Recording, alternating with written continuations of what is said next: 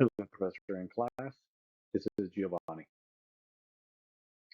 I want to start off by first thanking everybody here. I want to thank you, Professor, for all of your feedback on all my presentations and papers.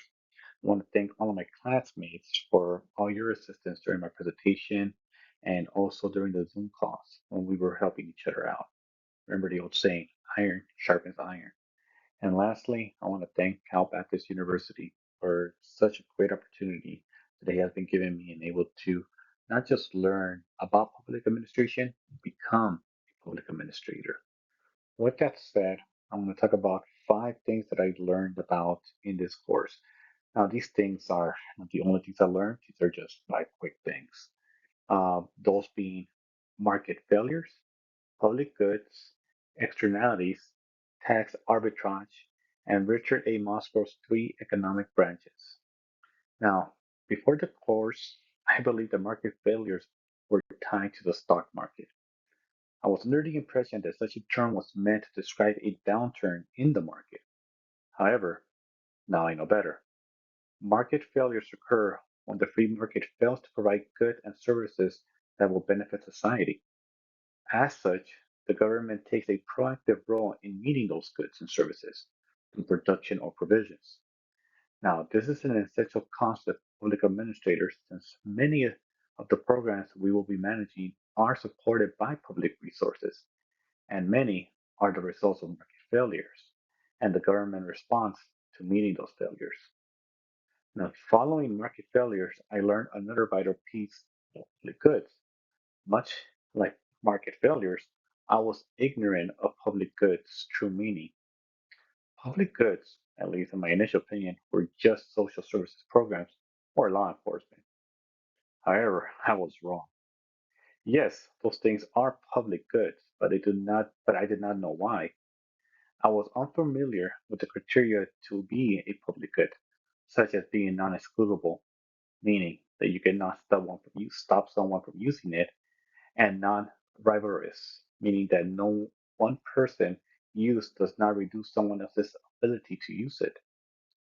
With such information, I realized that the public goods are not limited to social services programs or law enforcement, but are everywhere around us.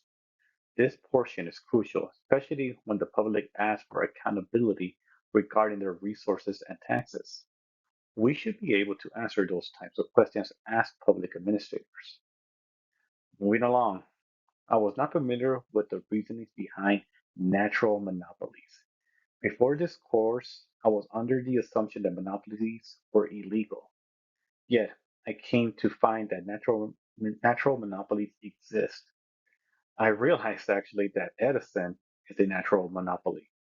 A natural monopoly occurs when a single firm can supply an entire market demand for goods or services more efficiently and at a lower cost instead of having multiple firms competing. This might happen because some firms, like Edison, already have the infrastructure to provide said goods and services, and a competitor might not.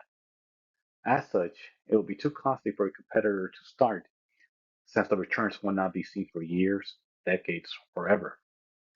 Such information helps address the question of why citizens are unable to shop around for services and why they feel obligated to one vendor. As an informed public administrator, I can now truly answer those questions. Now, moving on to the more recent revelation, I learned about tax arbitrage. Although I was already familiar with 401k plans, I even have one myself, I viewed it only as a saving plan for retirement. I did not understand the concept of tax arbitrage and how a 401k can serve as a financial tool for tax arbitrage. For example, my contributions to my 401k allow me to defer some of my tax liability for a different period, since I will be taking less income immediately. As such, when I retire and start using my 401k, my tax burden should be less, since at that time I might not be making as much of an income because I would not be working, or so I hope so. Now, this realization has significant implications for public administrator.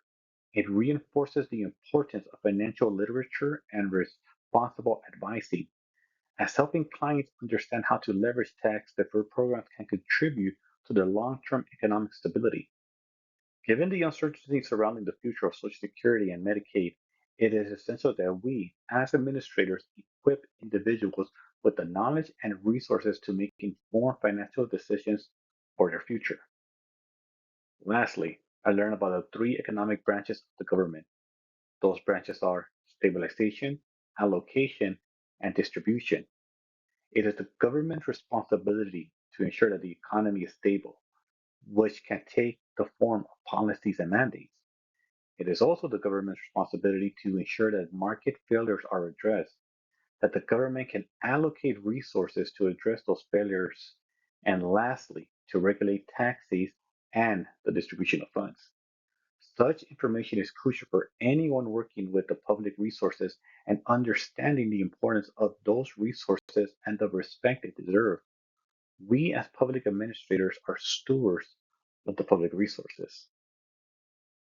With that said, this brings an end to my presentation. I want to thank you all from the bottom of my heart for all that you've done. You all have been a blessing. And, yes, we're here for our degree in Master of Public Administration, but we are also children of God.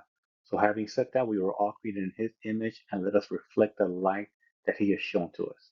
God bless you all, and good luck with the rest of your program.